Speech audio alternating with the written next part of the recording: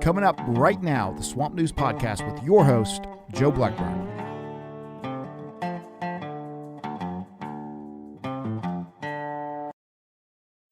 What's up? What's up, Swamp News Gator Nation? It's your main man, Joe Blackburn, and I'm coming at you live right now. We're going to talk about Austin Armstrong, and most importantly, we're going to talk about Gator football. We have a lot in store, and we're going to talk a lot about Gator football winning, and I cannot wait to get into, most importantly, game one, and that's the Utah Utes hosting the Florida Gators and what we're going to see when we leave that stadium. And I honestly cannot wait to talk about that live post-game when we jump on here, probably after I've had a few cocktails, and I'm probably hopefully jumping up and down, screaming profanities in a excitedly fun atmosphere with all of you in a similar environment. But then again, nobody knows the future, and we very well could see the opposite of that. We could be very disappointed and frustrated, but nevertheless, I don't want to be pessimistic. I'm an optimist by nature, and I'm going to assume the best. I'm definitely going to anticipate that we're going to have a good season here. But it is the second year of Billy Napier's tenure, and I have nothing but really high hopes for what we're going to see, and that is progress. And before I get into this, what I want to preface the nature of the show tonight is that we're going to look over the schedule.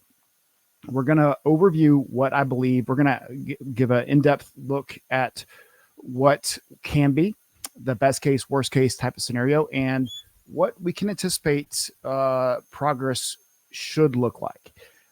Wins and losses aren't necessarily the determining factor, I believe, this year. I think what we're going to see is a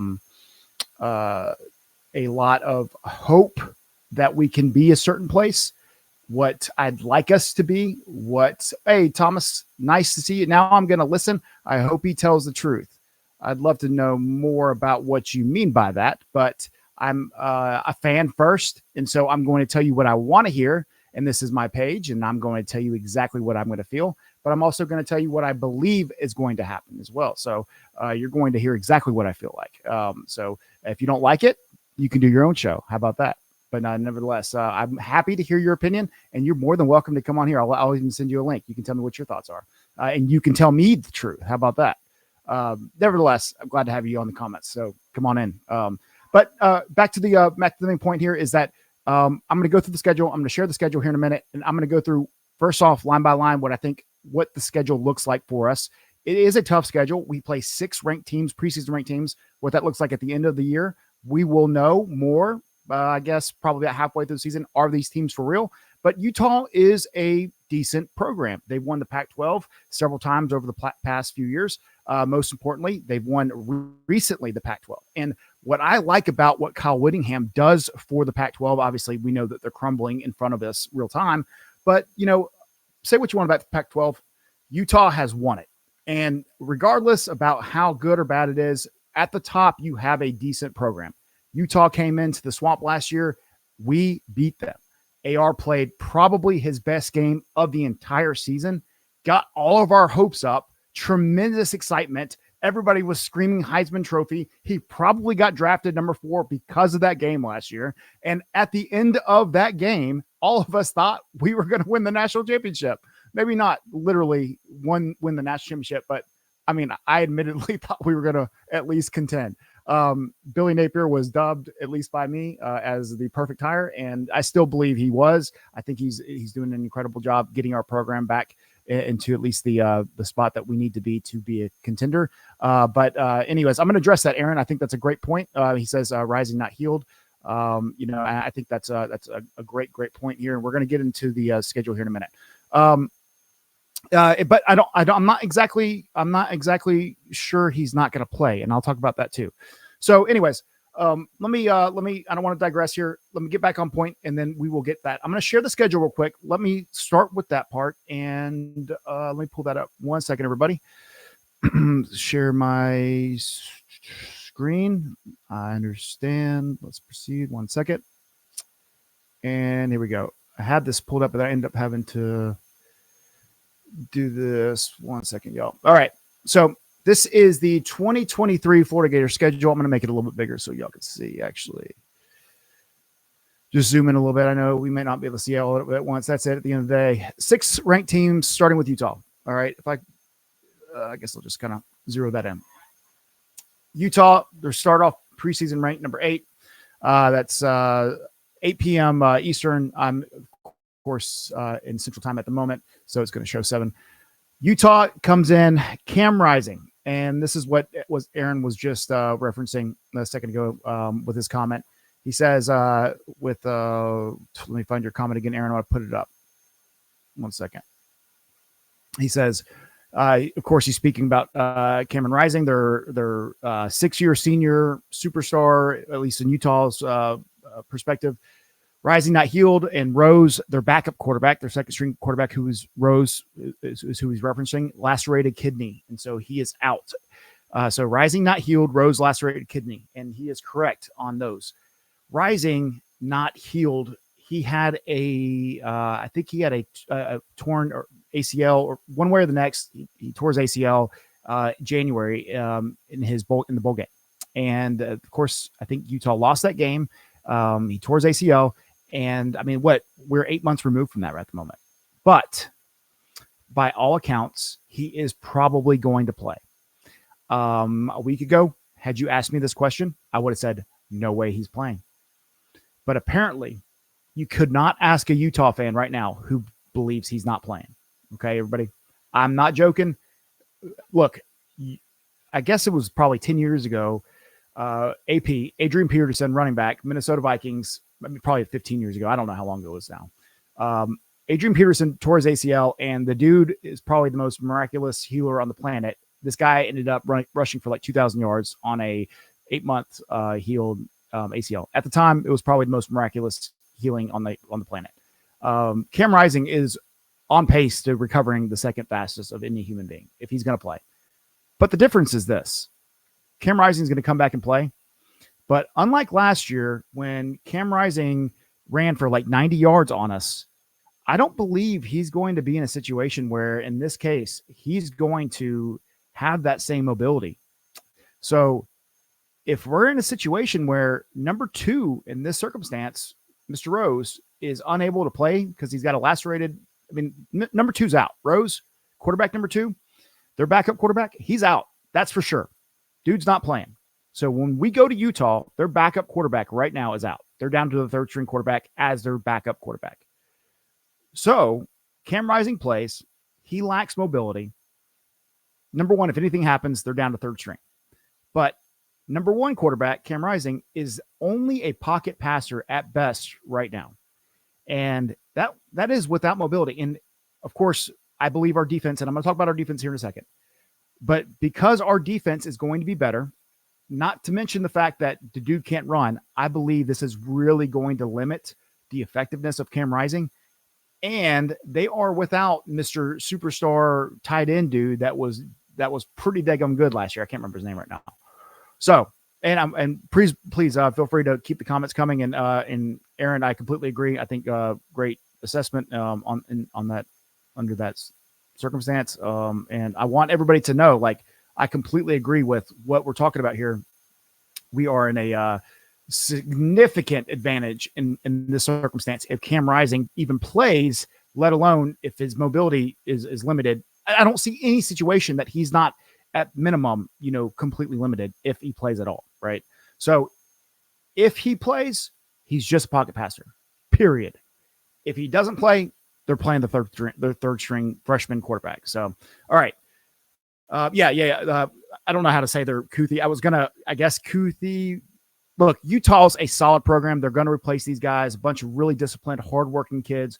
I got nothing but tremendous. Like, they earned their respect. They came to the Swamp. That was a game that I thought they were going to really struggle with the heat and the humidity. Maybe they did, and that's why it was as close, or why we beat them, nevertheless. But literally what I want to say is that they are a disciplined, classy program. They came in, they played with nothing but class and respect. And when we go there, I hope our boys return the favor, and that when we leave there, regardless of the outcome, that they can say the same thing about both our fans and our team. So that's number 1.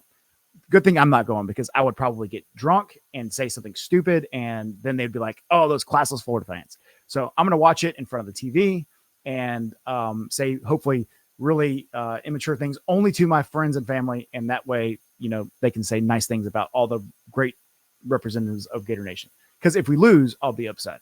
If we win, I'll be like, "Man, best Utah fans ever," But anyways, well, anyways, we'll get to that. All right, so let me take a sip of my as Pate State, Mr. Josh Pate would say, my chalice, but mine's just a glass cup, nonetheless. I'm going to go ahead and tell you, I'm going to go, I won't spend as much time on every single game. There's a few key games, but tonight my mission is to go through these games and tell you exactly what I think is going to happen through Gator season. And if you saw my beautiful thumbnail that I spent literally more time than I'm going to spend on this video for, my thumbnail was beautiful. So if y'all saw that, please compliment it. The idea about this video and this live concept for this group and for this page is that I really want to start re-interacting with you guys through the means of what Facebook allows. And that is through these videos and through these, reels are fun, whatever, posting, but live videos and interacting during the football season, there's nothing like it with Gator Nation. And I believe we're on the precipice of a really fun era of Gator football. I'm one of those people who really believes Billy Napier is building something great. Look at our recruiting class. Look at Florida Victorious is behind the scenes doing something big. I had the privilege of talking to somebody who's very close with Florida Victorious. I had an incredible conversation with somebody very involved, and they've really got a great system. And I know there was a lot of drama with the Gator Collective, and people had all these opinions. I personally was very proud of Eddie Rojas for taking the initiative and say what you want. Somebody tried, right? Somebody tried. This has now evolved and matured into something really, really doing it the right way. And we can all contribute. We can all do our part. But most importantly, it is working. And if you don't believe me, go look at the recruiting class. Billy's efforts combined with facilities, combined with, Florida Victorious, it's working, y'all. It's working really, really well. This is ushering us into this next era of talent acquisition. All right. So sidestepping that, let's go into the result of the Utah game. Utah, Florida. My prediction is Florida routes Utah. We win by 2 touchdowns. And I'm not even joking. I don't even think it's going to be it's going to be a close game, but I think Florida actually manhandles Utah, and I think we dominate them on defense. I think Florida scores a defensive touchdown, and I think Florida's offense pounds the ball on the ground. Graham Mertz dinks some, short throws, hits a Pearsall probably deep one, maybe twice. I'm telling you, Florida beats them on the defensive front, and we win 30-10, 30-13, and people are going to laugh at that. Watch the outcome of that game. Austin Armstrong is going to blitz Cam Rising. If he plays, we are going to eat them for lunch. And if you think I'm joking, go watch the practice and watch how Austin Armstrong coaches. Our defense is hungry and we're talented. They cannot compete with our defensive backs, and our linebacking group is never been this talented in the most recent decade that we have been playing football. It's been since Urban Meyer that we have been this talented at the linebacker position. It's exciting to be this deep. It's exciting to be now. Of course, we got to be healthy for this to actually matter, right? So if we aren't healthy, meaning, and Aaron, you just said the name that I'm thinking about, Shamar James. If we're not healthy, obviously this does not count, because as we know, we've had some injuries. Justice Boone obviously just tore his ACL. Shamar James recently, of course, got hurt at practice. And of course, he should be back before that and he should be playing. But if we are healthy, this group is going to be dominant. And Utah's not ready for that. And Cam Rising is not healthy, which we know is not the case. Now, if he comes out and he's 100%, I might feel a little bit different. But from what I understand, he's 50% at best, meaning his mobility is not there. We win, and I'm thinking 30-13, 28-13, 31-13, 31-17. We win by 2 touchdowns, 2-3 scores. And I'm not being a homer here. I really don't think Utah can keep up if Cam Rising or they got a freshman quarterback. I think we really force them into a bunch of mistakes. We limit what they can do. We win big. And if Cam Rising is healthy, I think it's a toss-up. Maybe Utah has an advantage because it's at home. But if Cam Rising is not 100%, I think we win that game, and it's going to be handedly. Obviously, that's my opinion. Feel free for everybody to make fun of me. Say what you want. We'll talk again at the end of the next game. We're less than 3 weeks away, 2.5 weeks away. We're going to know the outcome. All right, we'll move on past that game. I would love to hear your predictions. Go ahead. I think Utah is Gator bait. All right, next game up on the menu is going to be McNeese State. I'm not going to spend too much time on that. If I had to, we are in a much different situation than we ever anticipated, and this is all for nothing. I will go to sleep, and we'll come back next year. I'll back it up. But this little piggy, number 6 Tennessee, old Rocky Top. I'm going to cheers to everybody in here and say that Joe Milton does lose in Florida, and we leave this game 3-0. And I hate to sound like a homer again, but we come out of Utah game with momentum. We solidify mistakes, and even though that we win, I think we do win handedly at Utah. Of course, I don't think that Billy Napier's going to be happy. I think Tennessee comes in here with a big head. They look at last year and they still laugh at Florida a little bit. And I think we dominate. I don't think it's going to be a blowout. I think that it's going to be a close game. I don't think it's Will Greer to Callaway magic or anything. I don't think it's a Hail Mary to the end zone, but I think we beat Tennessee. And I think Florida, us as fans, need to start remembering we don't lose to Tennessee. We don't lose to Tennessee. Things haven't changed just because they got a new coach. They're still Tennessee. And we still own them, especially at the Swamp. Don't forget. Do not forget. We still own Tennessee. And until they prove they can win in the Swamp, I have no reason to believe otherwise. So stop. Florida fans need to stop being babies. Own the day like we own Tennessee. And until otherwise, they got to prove it. They have to prove it to us. It is not the other way around. We don't have to prove it to them. I mean, I think it's literally like 13 games in a row that we beat Tennessee at the Swamp.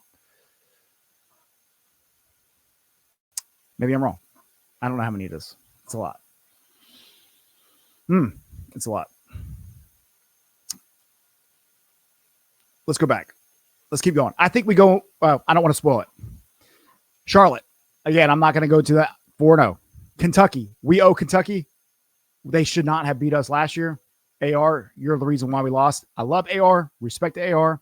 Nothing but luck. I think that the consistency that Graham Mertz is going to bring us, we beat Kentucky. Vanderbilt, payback time, baby. 5-0. South Carolina. This is the one that owes us.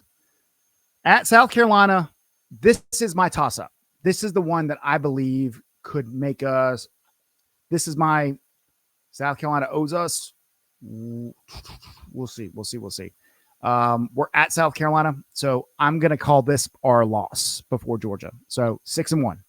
I think that South Carolina has probably lost a game or two before this. I don't have a lot of rhyme or reason outside of we beat the snot out of them and we should have probably lost. I mean, honestly, we were at a place where we should have lost them, or we should not have lost to anybody last year. And South Carolina was on a roll. Like they literally were beating people left and right, including Tennessee, and we're losing to Vanderbilt and Kentucky. So it's one or the other. Billy Napier is a great coach, and he's just dominating, and AR can't get it right, and all the Florida fans are wrong, or Billy Napier was right, and AR is literally the reason why we lost to all those teams, and had AR just executed, we would have won. So Florida fans, one of the two, are wrong. Either Billy Napier can't coach, and AR just overcame Billy Napier's inadequacies. Not the truth. Or Billy Napier can coach. By the way, yes, he can. And AR at times was exceptionally inconsistent. And at times, like Utah and at South Carolina, he flat out played lights out and won the game, won the day, which is the truth. Played exceptionally well within the Billy Napier system. Oh my God, Thomas. Thomas, do you want to come on here and talk with me? Hold on. Everybody look at this. Everybody look at this. Who is this guy? Everybody look at this guy. Everybody look at this guy. Everybody look at this guy. Oh my gosh. See, there are actually people this stupid on the planet. And it blows my mind that there are people this dumb. Like, I cannot fathom this. I feel bad for these parents that had kids like this. Parents, stop drinking when you're pregnant, or this is what happens to you. You end up having kids that post Facebook comments that say stuff like this. Oh my gosh. I feel so bad for the parents that had kids like this. I wonder how bad he did in school. All right. Okay. So, man, I just feel bad. No, Cam, I'm literally I feel bad that there is a person that is this retarded. Odd, like, how can you be this dumb?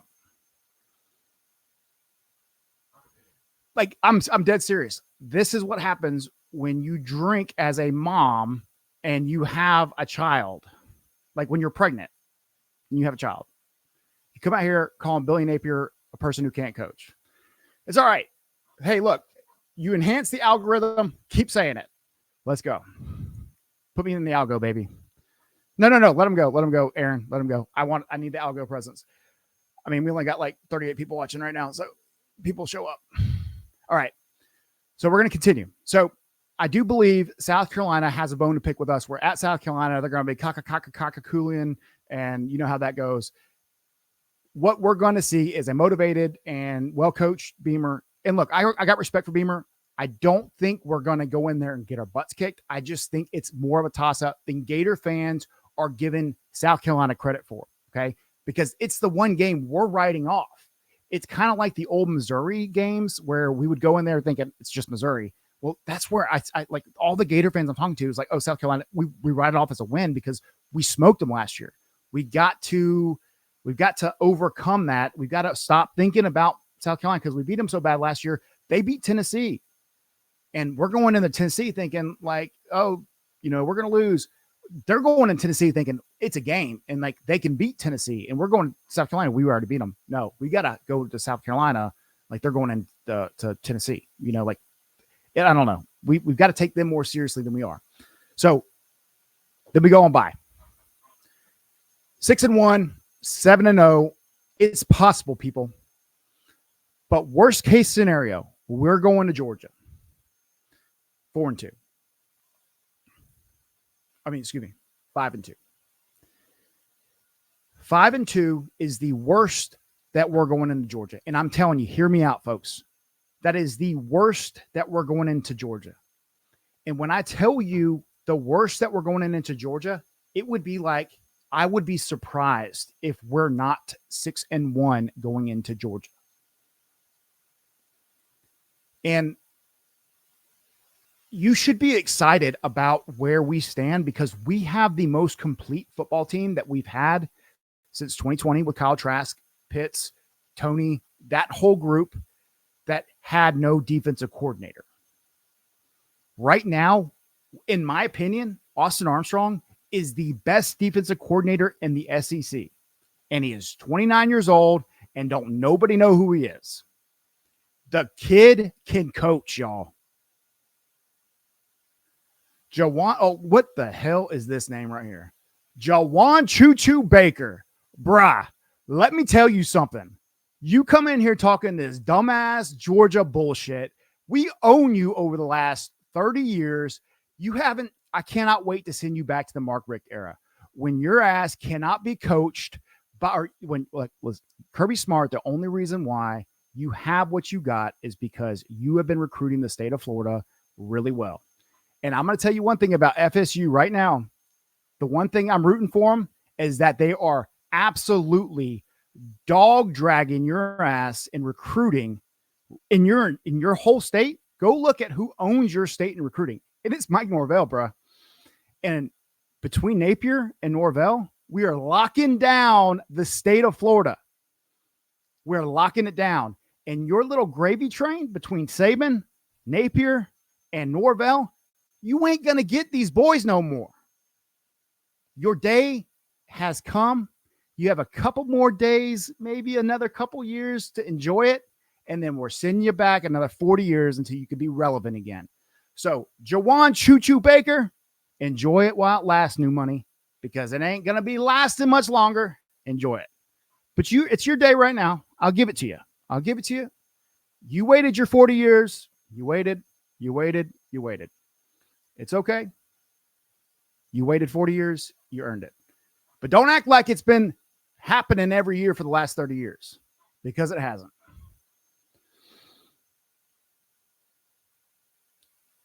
If he's a Knowles fan, he really can't talk. Yeah, no, I agreed.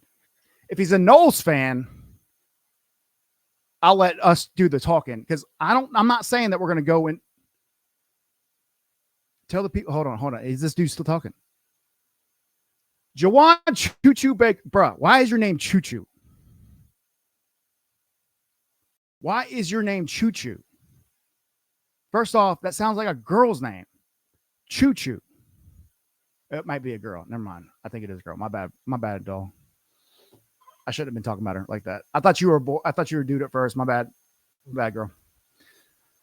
I thought you were a girl. I thought you were a dude. My bad. I didn't realize you were a girl. I thought it was a dude at first. I didn't realize it was a girl. My bad, girl.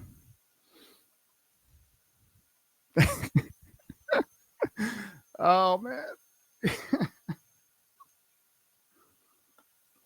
I feel bad. It's a girl. I didn't realize. Of course, her name's Choo Choo.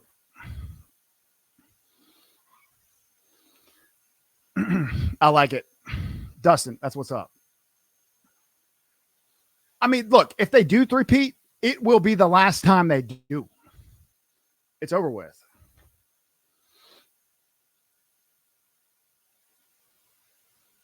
It'll be the last time they do. Okay, let me finish up. We're getting into the Georgia, and I don't want to lose the momentum. All right, so the haters that are coming here, they're going to realize real quick that we're going head to head.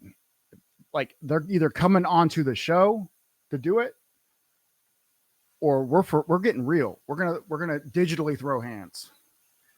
Look, I am optimistic about the Gators. So you're going to hear it from me. We go into the Georgia game, and we're going to be, in my opinion, worst case scenario, we're 5-2. We could lose to Utah with a really healthy Cam Rising. Like, truly, he's got to be way healthier than what we're hearing. We could lose to Tennessee. I doubt it. They're going to have to prove it to me. But more than likely, I truly believe that they got to come to the Swamp. I believe that we beat Tennessee. I believe that we beat Kentucky. Obviously, that to me is we owe them. Vanderbilt is going to get an absolute shellacking. There's going to be an absolute ass whipping and ensuing on. Hold on a second. What the hell does math have to do with any of this, bro? Oh. Just call her a girl. Don't even fight with Aaron. It's a girl. Why are you entertaining her? Aaron, you're being way too nice to her. She needs to just go away. Choo choo. Shoo shoo. Aaron, you're being nice. All right. We go to Georgia. Let's say we're 6-1. Okay. Georgia is more than likely going to beat the Gators. I'm going to admit that. It sucks. I hate it. But it is what it is this year. We're a year or two away from truly being at that level where it's not an upset. Okay.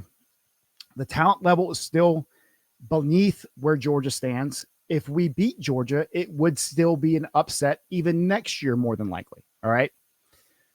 We have to restock, transfer portal, recruiting.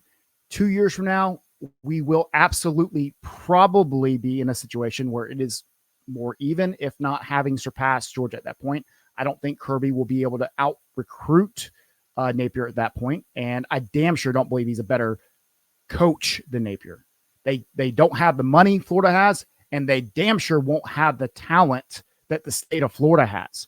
And I don't care any Georgia fan whoever says there's more talent in the state of Georgia than Florida is an absolute idiot. Period. There is no reason whatsoever that Georgia should ever out recruit Florida. Period. They have a better program at the moment that will not sustain. It is just the difference in the coach. And we have the right guy. Okay. Moving forward, Georgia beats Florida this year without an upset. Gators are realistically at that point 6-2. We move forward. We have Arkansas. I believe Arkansas is going to be probably the biggest and most dark horse game of the year. Arkansas is coming in unranked. I don't know if y'all saw what Arkansas did to Ole Miss last year. Of course, Ole Miss was coming off a pretty defeating game against Alabama, but they absolutely destroyed Ole Miss after Ole Miss lost to their big Alabama opponent, and this would be ours. Keep in mind, let's set the tone. If Florida goes into Georgia at a 6-1 or even a 7-0, Florida at that point will be a top 10 team. We will be probably a 7, 8, 9 ranked team. We will have a lot of confidence. We will think a lot of ourselves, and then we'll hit a Georgia looking to three-peat without an upset. We will be defeated. We will be depleted, and we will be a little bit on a hangover. And then we go to Arkansas, and if we're not picking ourselves up by the bootstraps and saying we're not letting this get us down, we very well may face an Arkansas team that could beat us again. For a second week in a row, we could lose. So this is, to me, a trap game that if we're not careful, we will lose a second week in a row. This will also be the blackout game. If y'all, by the way, I got my blackout shirt. This is what I got this shirt for. My dad actually got this for me. Fanatics. It's a beautiful shirt. Love it, by the way. And although we should win this game, and I don't think it should be close, it is a trap game if we're not careful. Albeit, we should win 7-2. LSU. At LSU, this will be a tough one, but I do think that LSU is overrated this year. I think that they're going to be a little bit overzealous. I think they beat FSU week 1, though, by the way. I think they have a lot to prove. And I think had they got their shit together in quarter 1 of last year, LSU would have beat FSU handedly. Now, I'm actually rooting for FSU to win that game just because I want FSU to be ranked really high when we beat I don't want to give it away because we're 2 weeks away from that in this circumstance. But anyways, you get the point. But I do believe that we beat LSU at LSU, and I think we beat them in a very close matchup by field goal. And so we will be moving on past them. So that will put us at a what we're at. We were at 6-2, 7-2, 8-2, right there. Going to Missouri, 9-2.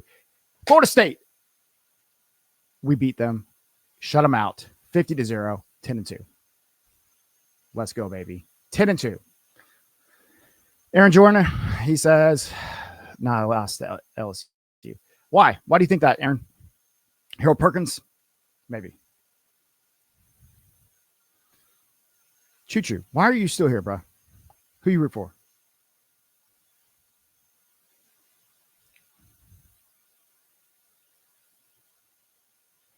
I mean, look, here's the thing. Here's the thing. Okay, look. This is what I want everybody. Let's not worry about the trolls real quick. I'm not worried about what Choo Choo thinks as a Georgia fan. I mean, what are we gonna get from what Choo Choo thinks? Why? I don't care what the hell Choo Choo thinks. I mean, look, anytime a female cares about sports. Like I tip my hat to her. All right. Congrats. Coming on another, as a female, coming on another, a rival's fan page. I mean, cheers to you. That's usually unheard of. So, ma'am, I applaud your efforts.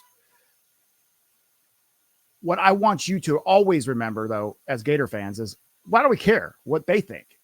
That's why you're here. Thomas, what the hell are you even still doing here? Go to the FSU fan board. The Gators have a chance to be decent this year. Will they be 10-2? Probably not. As a fan, you just saw my synopsis. That is an optimistic scenario that I just gave you. It's possible that these circumstances, with momentum, confidence, and a healthy season, these things transpire.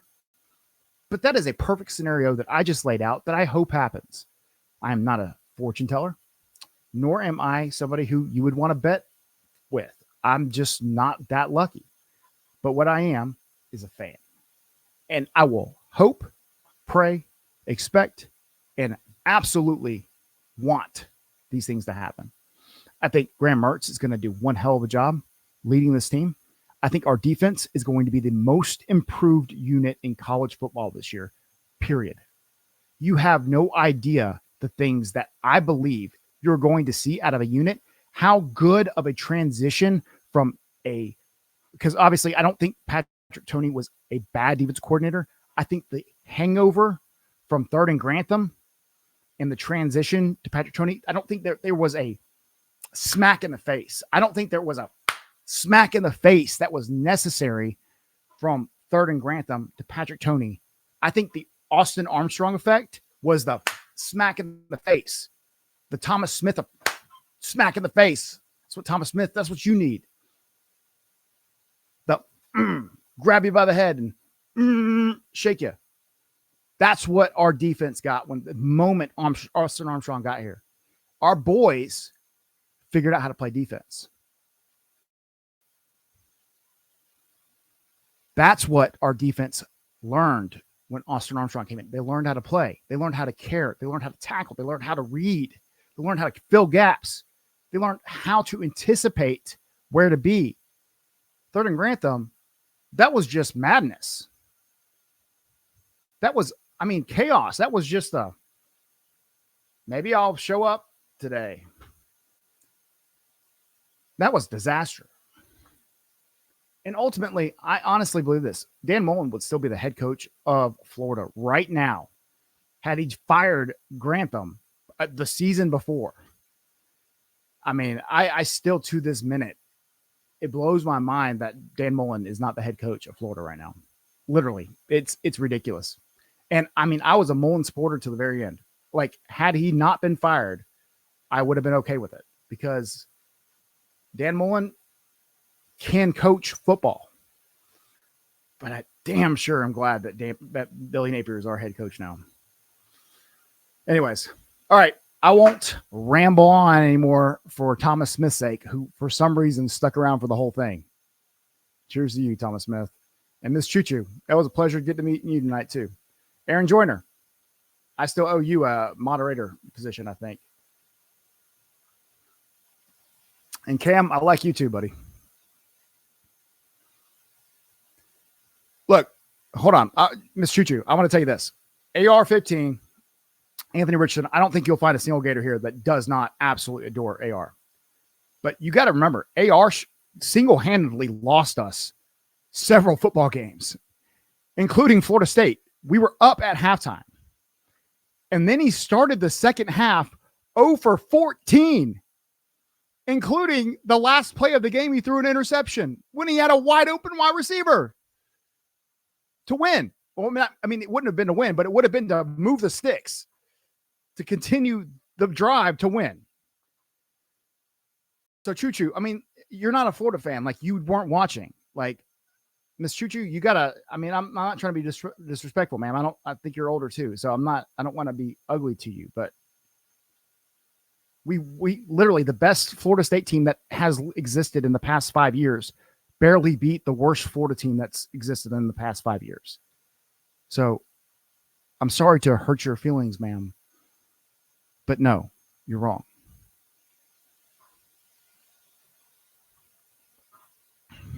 Oh God, Lee. Yeah, I know. I feel bad for her. I mean, not as bad as I do for Thomas Smith's parents, but okay, fair enough, Kamari. I respect that. You talking about Thomas, or are you talking about Miss Choo Choo?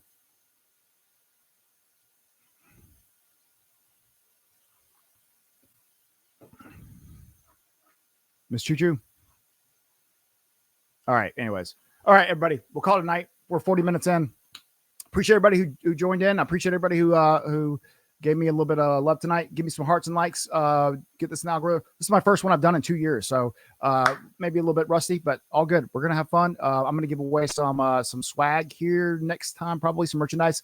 Also got a deal and some maybe some other cool stuff that working on a partnership with some one of the merchandise places around. So we'll do some fun things in the future too. Maybe even for some of those people like Miss Choo Choo. Maybe not for Mr. Thomas